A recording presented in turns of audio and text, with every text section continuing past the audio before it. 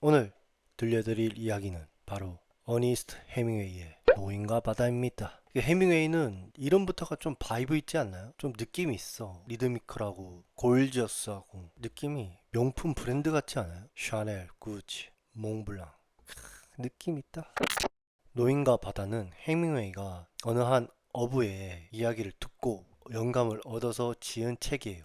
그래서 이 책이 정말 잘 됐는데 잘 되고 나서 그 어부한테 찾아가서 2만 달러를 줍니다. 당신 덕분에 내가 책을 기깔나게 썼어요. 그래서 보답으로 내가 2만 달러를 드릴게. 이때 1950년대 미국 물가 기준으로 2만 달러면 집을 한 두 채 정도 살 수 있는 일반 노동자의 7년치 급여라고 해요. 엄청 큰 돈이죠. 그럼 도대체 해밍웨이는 이 책으로 얼마나 번 거야? 개부럽네. 근데 이 어부가 이 돈을 나 필요 없어. 술만 사줬으면 됐지. 식사와 술만 사주면 내가 이 이야기 써도 된다고 허락했는데 왜 돈을 주냐? 필요 없다. 이렇게 얘기를 했지만 해밍웨이가 억지로 그 어부한테 돈을 갖다 주고 도망갔습니다. 그런 이야기가 있다 해요. 근데 이분이 이 어부가 제가 검색을 해보니까 정말 장수하셨어. 104살까지 사셨다가 그 2002년에 세상을 떠나신 걸로 알고 있습니다. 이 어부가 해밍웨이보다 2살 정도 연상이었지만 해밍웨이는 이제 61에 살자를 해서 먼저 떠나버렸거든요. 그 해밍웨이의 비고를 듣고 안타까워했죠. 바로 시작하겠습니다. 84일 동안 한 마리의 고기도 낚지 못한 노인이 있습니다. 그래서 이 노인은 마을에 사는 사람들에게 가장 운이 없는 사람으로 불리고 있습니다.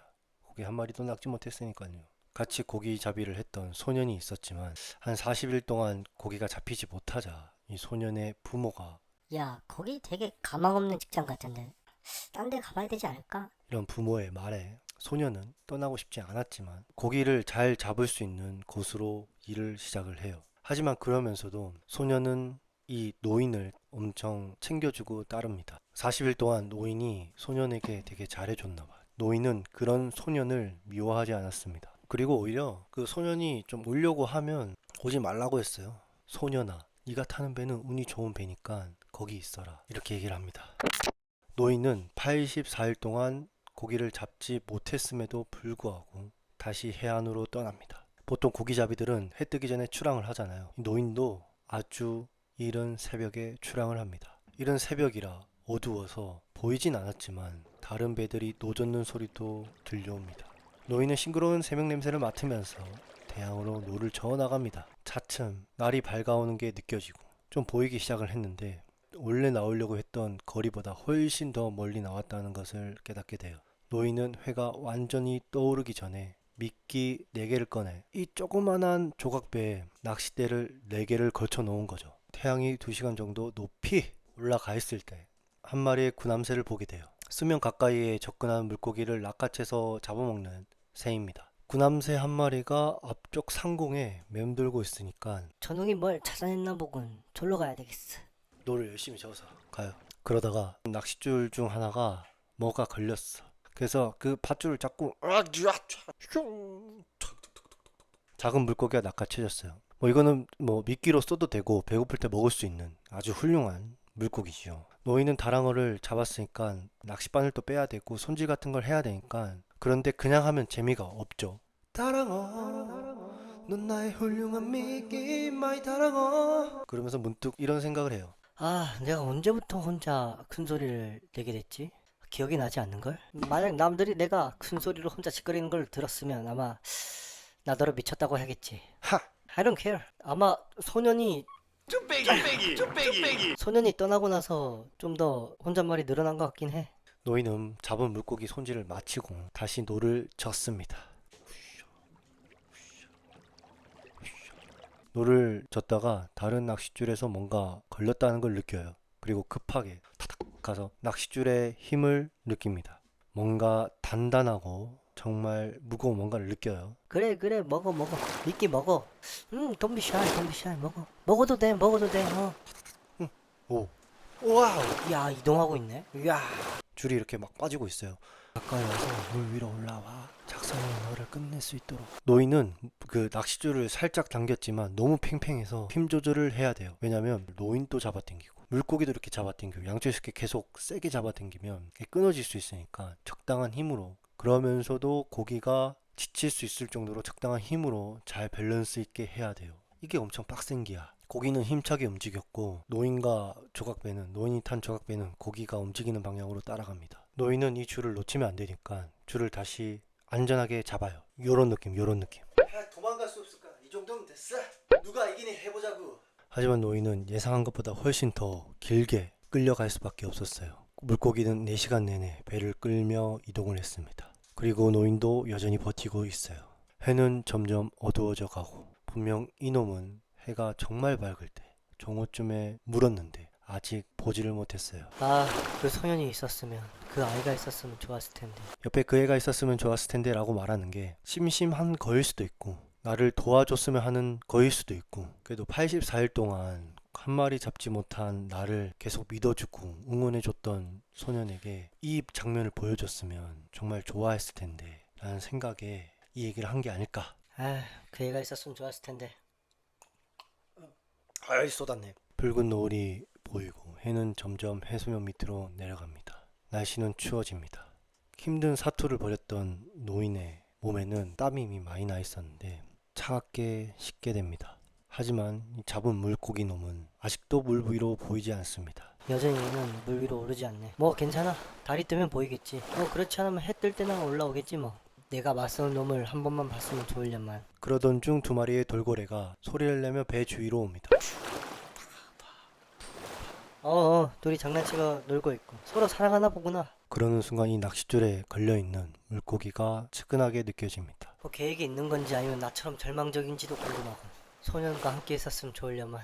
하늘의 별을 보면서 이 물고기 놈이 방향을 한 번도 바꾸지 않았다는 것을 알게 됩니다. 노인은 한기를 느끼면서 불안해합니다. 하지만 포기하지 않아요. 이 대어놈을 계속 생각하면서 줄을 잡고 있다가 뒤에 있는 낚싯줄이 움직이는 것을 느낍니다. 그래서 노인은 줄을 잡은 채로 뒤로 가요. 이 배가 작잖아요. 그래서 이 배가 쉽게 흔들리거나 아니면 물에 빠질 수 있기 때문에 칼로 낚싯줄을 자르고 낚싯대를 버립니다.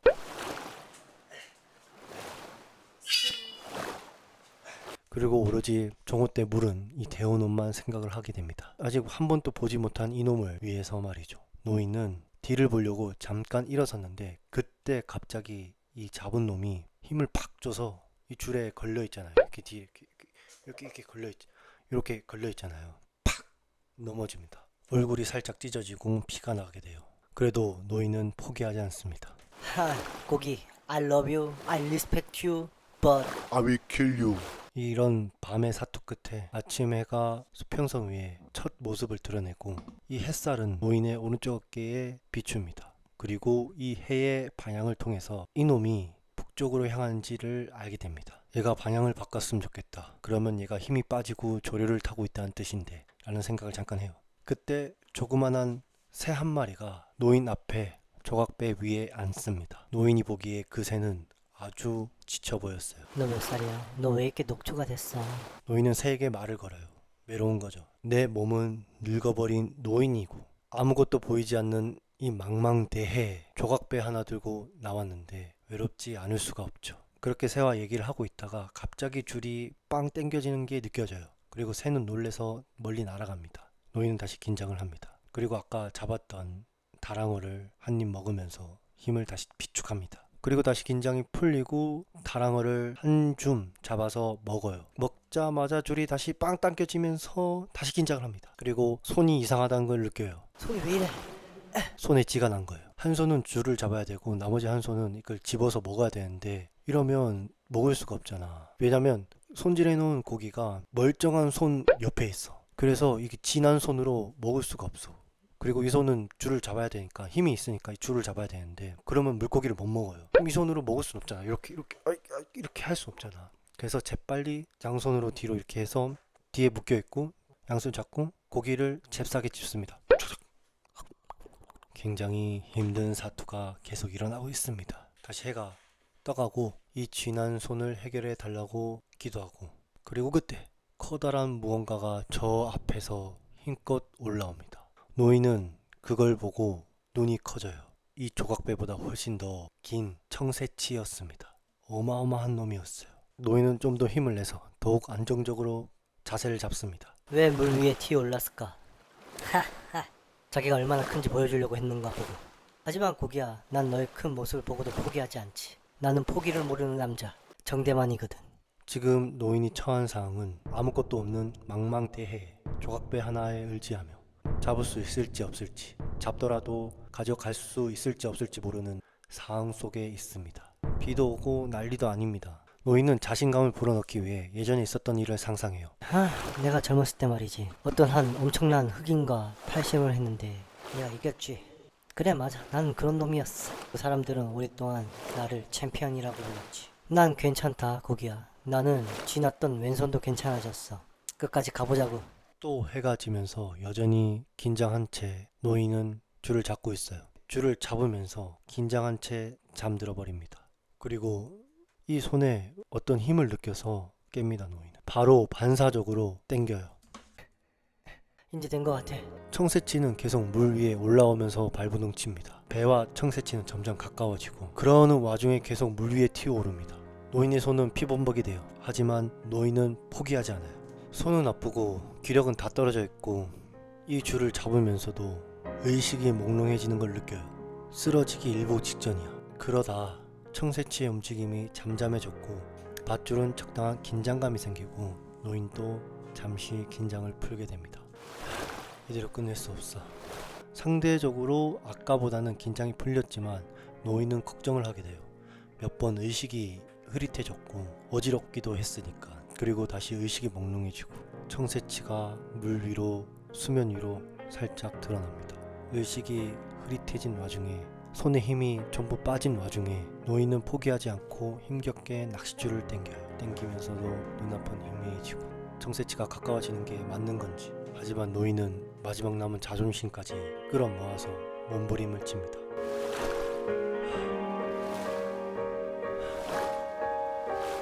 가까이 오면 잡아야 돼. 작살로 잡아야 돼. 머리 노리지 말고 심장을 꿰뚫어야 돼. 노인은 청새치가 가까이 왔다는 걸 알게 되고 작사를 들어서 청새치의 심장을 탁, 드디어 며칠 밤낮 동안 고생하면서 사투를 벌였던 청새치를 찾게 됩니다. 며칠 밤낮 동안 내 친구였던, 내 형제였던 고기를 죽였군 내가. 청새치가 너무 커서 일단 그 배 위에는 못 올려요. 그래서 배 바로 딱 옆에 고정을 해놓고 갑니다. 하지만 노인은 알아, 이렇게 두면 상어떼들이 올 거라는 걸. 막 큰일 났네. 됐다. 일단 돛을 폈고 바람만으로도 육지에 갈 수 있나 봐요. 노를 따로 줬진 않습니다. 노인은 계속 이게 꿈인가 현실인가 되뇌이면서 가요. 노인은 정신이 흐릿했지만 맑아지려고 계속 노력을 하고 있습니다. 그리고 1시간쯤 지나자 수면 위에 뭔가 나타나요. 상어였어. 노인은 일어나서 작사를 들어요. 그래, 내가 이렇게 큰 물고기를 잡다니 실제라기엔 너무 좋았어. 차라리 꿈이었다면. 일로 와. 상어가 청새치에 붙자마자 노인은 작살을 던져서 상어를 맞춥니다. 작살에 맞은 상어는 더 이상 나타나지 않습니다. 하지만 이미 상어가 청새치를 한번 물어서 피가 바다 위에 올라오게 돼요. 다른 상어들이 이 피냄새를 맡고 오겠죠. 그래서 작살을 회수를 해야 되잖아요. 작살에도 줄이 걸려져 있었는데 노인이 그 줄을 잡아 당기다가 그 줄이 끊어져요. 결국 이제 배에는 아무것도 없어요. 청새치는 이미 상어에 한 입 물려서 피가 나고 있고 노인은 생각을 해요. 심았다. 피를 흘렸으니 다른 상어들도 찾아오겠지. 이 냄새를 맡고. 하지만 노인은 포기하지 않아요. 작살은 사라졌지만 이 청새치를 상어로부터 지키기 위해 젖던 노에다가 칼을 묶습니다. 아니나 다를까 수면 위에 상어 지느러미 여러 개가 나타나고 청새치한테 다가옵니다. 노인은 일어나기도 힘들지만 일어나요. 상어들이 청새치한테 다가오고 청새치를 물기 시작합니다. 노인은 아까 칼을 묶었던 노를 들고 상어를 향해 내려찍습니다.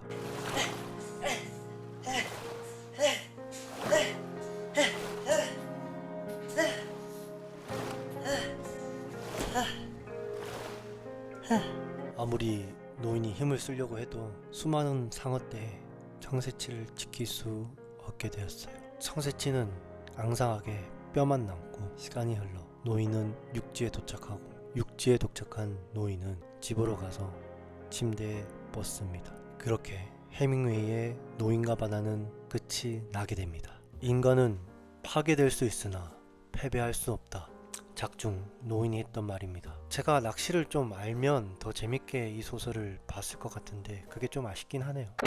사실 이 책의 내용은 별거 없습니다. 제가 지금 빠르게 들어가 볼게요. 84일 동안 물고기 한 마리도 잡지 못하는 노인이 어느 날 바다에 나갔는데 힘든 사투 끝에 커다란 청새치를 잡습니다. 하지만 돌아오는 길에 상어떼한테 청새치를 다 물어뜯겨서 결국 잡은 청새치는 없고 노인은 지쳐 쓰러지며 소설이 끝납니다. 이게 다예요. 이게 다인데 이렇게 짧은 내용을 해밍웨이가 되게 재밌게 썼다는 게 대단하다라고 얘기하는 것 같아요. 노인이 좀 능력이 있는 것 같아. 84일 동안 물고기 한 마리도 못 잡는데 저게 뭐냐? 그냥 백사공이지. 좀 왜 저렇게 못 잡는데? 악마의 열매 먹어서 바다에 미움 산 거 아니야? 라는 타인의 조롱에 흔들리지 않는 능력. 잡은 청새치를 배 옆에 묶어두며 이 커다란 물고기 내가 개뺑이 쳐서 잡았는데 상어한테 잡아먹히겠는데? 라는 생각이 드는 와중에도 포기할 수 없는 미련한 짓을 할 수 있는 능력. 그리고 힘든 여정에 대부분의 기력을 다 썼지만 상어떼가 기습을 해도 자신의 것을 뺏길 걸 알면서도 포기하지 않고 자신의 것을 지키려는 투쟁을 할 수 있는 것. 그리고 지치고 힘들 때, 외로움을 느낄 때 잠시 내려앉은 새와 친구가 될 수 있다는 것. 그게 노인의 능력이 아닐까 싶습니다. 인생의 승부를 피하지 않고 끝까지 결투를 벌이는 것. 이게 정말 중요하다. 이 승부를 내가 당당히 맞서지 않을 때 자신은 살아있어도 살아있는 것이 아니다. 이렇게 많이 해석을 하는 것 같더라고요. 저는 이런 해석을 너무 영웅주의적인 해석이라는 느낌이라서 대부분 그렇게 하기가 힘들잖아요. 매 순간순간을 어떻게 파이팅 있게 살아갈 수 있겠어. 살아가다 보면 아무리 강한 사람도 무너지기 마련입니다. 만약 설사 그렇다 한들 남이 그렇게 나한테 얘기를 안 했으면 좋겠어. 내가 힘들고 있는 정서를 무시한 듯한 느낌을 받기도 하고 남이 나한테 그런 말 하지 말고 내 스스로만 생각을 하면 될 것 같긴 해요. 그래서 노인과 바다는 바닷가 갔을 때 들고 가서 읽으면 좋지 않을까. 바다를 바라보며 읽어도 좋은 책이 아닐까 싶고요. 저는 사실 들고 가서 본 적이 없고 그래도 바닷가 갔을 때 이 책을 들고 가면 좋지 않을까요? 제가 뭔가 힘든 일이 있거나 좀 마음의 정리가 필요할 때 한 번씩 바닷가를 가서 바다를 봅니다. 바닷가로 여행을 갈 때 같이 읽으면 좋을 책으로는 칼 세이건의 코스모스나 레이첼 카슨의 우리를 둘러싼 바다를 추천합니다. 우리를 둘러싼 바다는 아예 바다 얘기고 코스모스도 바다와 관련된 문구들이 꽤 나와요. 바다와 관련된 문구를 같이 소개를 하면 좋을 것 같아서 잠깐 제가 얘기를 하고 이 영상을 마무리 해볼게요.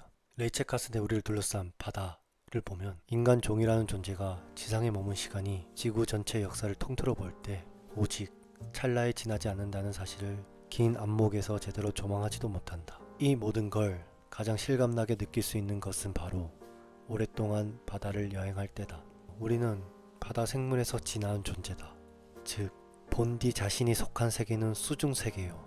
해안가에 서 있노라면 경이로움과 호기심을 품은 채 바다를 바라본다. 이는 무의식적으로 제 혈통을 깨닫기 때문임에 틀림없다. 육체적으로는 물개나 고래처럼 바다로 되돌아갈 수 없지만 상상 속에서나마 바다로 회귀하길 바라는 것이다. 코스모스에서는 이렇게 나와요. 코스모스를 거대한 바다라고 생각한다면 지구의 표면은 곧 바닷가에 해당한다. 우주라는 바다에 대하여 우리가 알고 있는 것은 거의 대부분 우리가 이 바닷가에서 서서 스스로 보고 배워서 알아낸 것이다. 직접 바닷물 속으로 들어간 것은 극히 최근 일이다. 그것은 겨우 발가락을 적시는 수준이었다. 아니 기껏해야 발목을 물에 적셨다고 할까? 그 물은 시원해서 좋다. 저 바다는 우리에게 들어오라고 손짓하는 듯하다. 오늘 할 이야기는 이렇게 마무리하면서 인사드릴게요. Have a good day.